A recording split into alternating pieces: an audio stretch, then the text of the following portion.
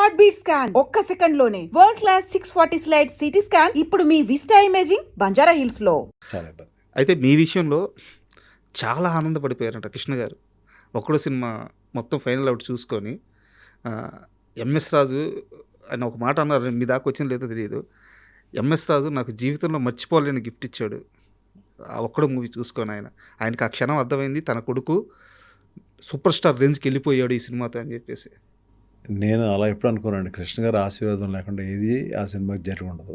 First ఆయన కాళ్ళకి దండం పెట్టి ఈ సినిమా బాగా జరగాలండి అని చెప్పి కాళ్ళకి దండం పెట్టినండి నేను. At the same time Mahesh బాబులో అంటే ఒక మంచి ఫ్రెండ్ ఆ సినిమాలో. ఎన్ని జోకులు వేసేవాడు అంటే నా మీద, మామూలు జోకులు కాదు, నేను అసలు ఏం అలిగేవాడు కాదు, అలా నవ్వుతూ ఉండేవాడు అతను చూసి. నేనే దొరికాను బాబు నీకు, ఎన్ని జోకులు వేసేవాడు అంటే నా మీద. నేను ఇలా వెళ్ళంగానే అలా వేసేవాడు జోకు, నేను వింటా ఉండేవాడు. మళ్ళీ వెనక్కి తిరిగి వచ్చి ఏంటి వేసావు అని, ఊరికేనండి అలా చాలా సరదాగా, అంటే చాలా టఫ్ ఫిల్మ్ అయినా కూడా ఒక్కడు చాలా సరదాగా జరిగిపోయింది. బట్ ఒక్కడో సినిమాకి సంబంధించినంత వరకు గుణశేఖర్ గారు కథ రెడీ చేసుకున్నారు, మహేష్ బాబు గారు హీరో అని ఫిక్స్. అయితే ఆ సినిమాని తీసే దమ్మున్న, నేను ఈ వర్డ్ మళ్ళీ వాడుతున్నాను, మళ్ళీ చెప్తున్నానండి, ఇది సినిమా కథ రెడీ కాలేదు, మొత్తం కథ రెడీ లేదు. ఐడియా చెప్పారు నాకు, మహేష్ బాబు దగ్గర ఐడియా చెప్పారు. He had some confusion, story screen ప్లేలో హీ హ్యాడ్ సమ్ కన్ఫ్యూజన్. అంతకుముందు గుణశేఖర్ గారు కూడా చాలామంది రామోజీ ఫిల్మ్ సిటీలో రామోజీరావు దగ్గరికి కానీ లేకపోతే ఎంఎస్ రెడ్డి గారి దగ్గరికి వెళ్ళినప్పుడు ఇంత సెట్ వేయాలా లేదా అనే ఒక మీమాంసలో ఉన్నారు. కరెక్ట్. సో ఆ టైంలో తనకి ఎక్కడో నచ్చింది, ఎక్కడో ఇష్యూ కూడా ఉంది అనేది మహేష్ బాబు. నేను ఎన్ని ఫ్యాక్టర్స్ ఎక్కువ చెప్పలేదు నేను. చెప్పండి సార్, పర్లేదు చెప్పండి. చెప్పినప్పుడు అప్పుడు ఆయన కూడా వాళ్ళిద్దరు కలిసి అనుకున్నారంటే, ఒక ఎంఎస్ రాజు దేవిపుత్రుడు లాంటి సినిమా, ఫ్లాప్ సినిమా ఇచ్చినా కూడా, మీరు కొన్ని ఫ్లాపులు, నేను కొన్ని ఫ్లాపులు ఇచ్చినా కూడా మన ముగ్గురు కలిస్తే మంచిది అనేది వాళ్ళతో డిసైడ్ చేసుకున్నారు. మేము ముగ్గురు ఫ్లాప్ పీపుల్ కలిసి మళ్ళీ కలుస్తున్నాము అన్నప్పుడు నాకు మళ్ళీ ఒకరోజు ఇద్దరు కలిసి ఉండగా నాకు ఫోన్ చేశారు. ఫోన్ చేసి సార్ అని చెప్పి, మీరు రండి, ఇక్కడ బాబు మహేష్ బాబు ఇక్కడే ఉన్నాడు, ఒకసారి మాట్లాడదానండి అన్నాడు. నేను ఎక్కడో ఏదో వేరే పనిలో ఉన్నాను, నేను వేరే స్టోరీ కథ గురించి ఏదో ఆలోచించుకుంటున్నాను, ఏదో నీ స్నేహం అనుకుంటాను. నేను కార్ వేసుకుని కార్ డ్రైవర్ లేడు, నేను కార్ డ్రైవ్ చేసుకు వెళ్ళిపోయాను. స్ట్రైట్గా పద్మాలకు వెళ్ళాను. పద్మాలకు వెళ్ళి కూర్చున్న తర్వాత మా మహేష్ చాలా ముక్తసరిగా మాట్లాడతాడు. బాగున్నారా, టిఫిన్ తిన్నారా, మంచినీళ్ళు, ఈ సీన్ ఉండదు అతని దగ్గర. స్ట్రైట్గా మన ముగ్గురు కలిసి సినిమా చేద్దామా అన్నాడు. అయిపోయింది.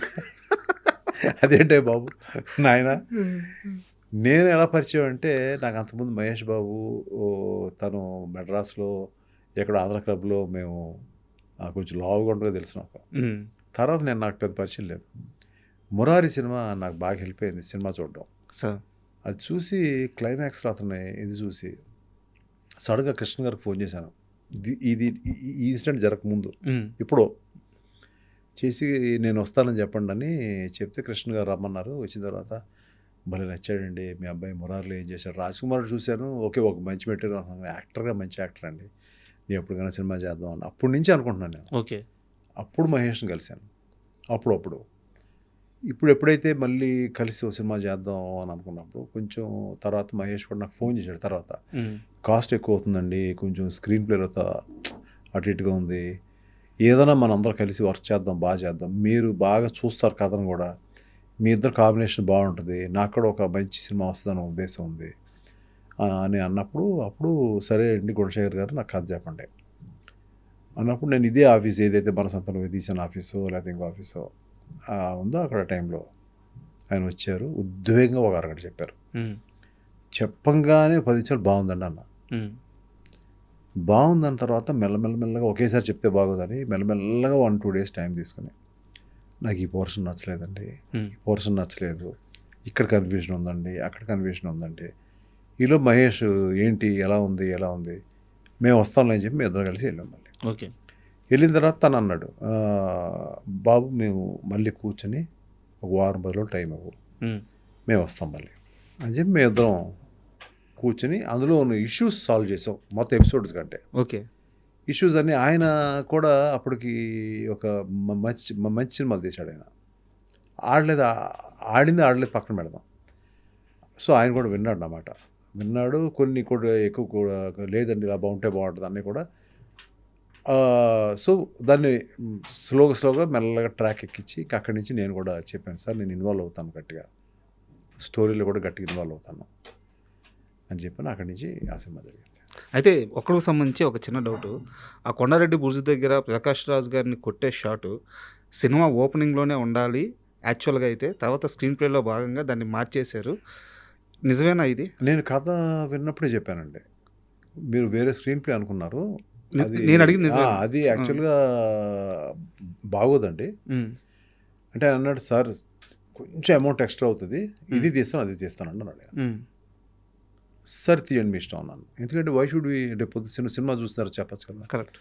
సినిమా మొత్తం అయిపోయిన తర్వాత ఈ చాలా ఎక్కువ ఖర్చు అయింది, లేకపోతే ఇంకోటి తర్వాత ఆయన గుణశేఖర్ గారు కూడా ఇంకా ఎక్కువ అయ్యేది. ఆయన పెట్టిన ఎఫర్ట్ మామూలుగా అయితే హెవీర్ అయిపోతుంది సినిమా. అంటే ఎంత అవుతుందో ఎప్పుడెప్పుడు అవుతుందో తెలీదు. చాలా గ్రిప్గా చాలా ఆన్ టైం తీశారు, కరెక్ట్గా అనుకున్న బడ్జెట్ తీశారు ఆయన.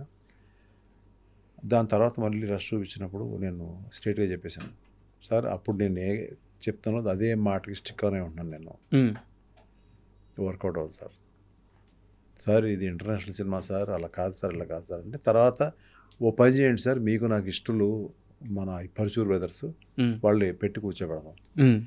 ఆ తర్వాత గుణశేఖర్ గారు పాపం ఆయన ఏకీభవించారు, లేదండి మీరు అందరూ చెప్పింది కరెక్ట్, మనం ఇలాగే వెళ్దామండి, ఎందుకు ఛాన్స్ తీసుకోవాలి, ఇది ఏంటంటే మహేష్ బాబు కెరీర్ ముఖ్యం, నా కెరీర్ ముఖ్యం, మీ కెరీర్ ముఖ్యం, ఇంత బడ్జెట్ అయిపోయింది, నేను ఇట్లాగే వెళ్దామండి మనం అని చెప్పి ఆయన పాప కన్విన్స్ అయ్యారు. ఆయన కన్విన్స్ అయిన తర్వాత ఇది ఏ సినిమా కన్నా ఈ ఫైనల్ ఎడిటింగ్ దగ్గర దెబ్బలాట్లు ఉంటాయండి. అదేదో పర్సనల్ ఇదైతే కాదు. కొన్ని నేను తప్పు చెప్పేవాడిని, నేను కొన్ని తప్పు చెప్పినప్పుడు ఆయన అది కాదు సార్ ఇది బాగుంటుంది అని నన్ను కన్విన్స్ చేసిన రోజులున్నాయి. ఓకే. ఒక ఫైట్ ఉంటుంది ప్రకాష్ రాజ్ గారికి హీరోకి మధ్యలో ఫైట్ ఉంటుంది. అది ఇప్పుడు ఆ అమ్మాయికి ఇలా కత్తి పెట్టి గొబ్బెమ్మ అనే సీన్ ఉంటుంది, పెద్ద ఫైట్ అండి యాక్చువల్గా. నేను చెప్పాను, సార్ గుణ గారు ఇది కరెక్ట్ కాదు గుణ, క్లైమాక్స్లోనే ఫైట్ ఉండాలి ఇద్దరికి, మధ్యలో ఫైట్ అయిపోయింది సినిమా. నేను ఇలా ప్లాన్ చేశాను సార్ అలా ప్లాన్ చేశాను అన్నాడు, కానీ ఆయన ఆలోచించాడు, ఆయన మెల్లగా ఆయన కూడా ఆలోచించాడు, ఎందుకు చెప్తున్నాడు ఇన్నిసార్లు ఎందుకు చెప్తున్నాడు అని చెప్పి ఆలోచించుకొచ్చి చెప్పారు, లేదు సార్ మీరు కరెక్టే అని చెప్పి వెంటనే పరుచూరు వెంకటేశ్వరరావుని పిలిపించి నేను ఒక సీన్ చెప్తాను సార్, ఆయనే చెప్పాడు సార్, నేను చెప్పలేదు. మనం we should able to inspire one maker sir. First బాగుంది బాగాలేదు చర్చ అంతే కదా, నేను కూడా బాగుంది బాగాలేదు అనేది ఎవరన్నా చెప్తానే కదా నాకు కూడా. అప్పుడు ఆ రోజు ఆయన కత్తిలో పెడతాడండి హీరో, ఆ అమ్మాయి అంటే పడి చచ్చిపోతున్నాడు, వద్దు చంపొద్దంటే అలాగే ఎస్కేప్ అయ్యాడని చెప్పాడు ఆయన. క్లాప్స్ కొట్టానండి. అంత పెద్ద ఫైట్ అవసరం లేదు ఇంకా. నేను వెంటనే ఇలా చెప్పాను, సార్ ఎక్స్ట్రాడనరీ ఉంది సార్ అని. అంత మదనలోంచి వచ్చిన సినిమా అండి అది. ఇందులో ఆయన చెప్పారా నేను చెప్పారా నేను కాదన్నానా ఇవన్నీ కాదండి, ఫైనల్గా మూవీ అండి, మూవీ కోసమే పోరాడుతూ ఉండే. సార్ ఒకటి అడుగుతాను చెప్పండి, మనసంతా నువ్వే సినిమా ఎంఎస్ రాజు గారిని చాలా కష్టాల నుంచి బయటపడేసింది. ఆ సినిమాకు డబ్బులు వస్తున్నాయి, తీసుకొని హ్యాపీగా పోయిన ఆస్తులను పోయిన డబ్బును సేవ్ చేసుకోవచ్చు.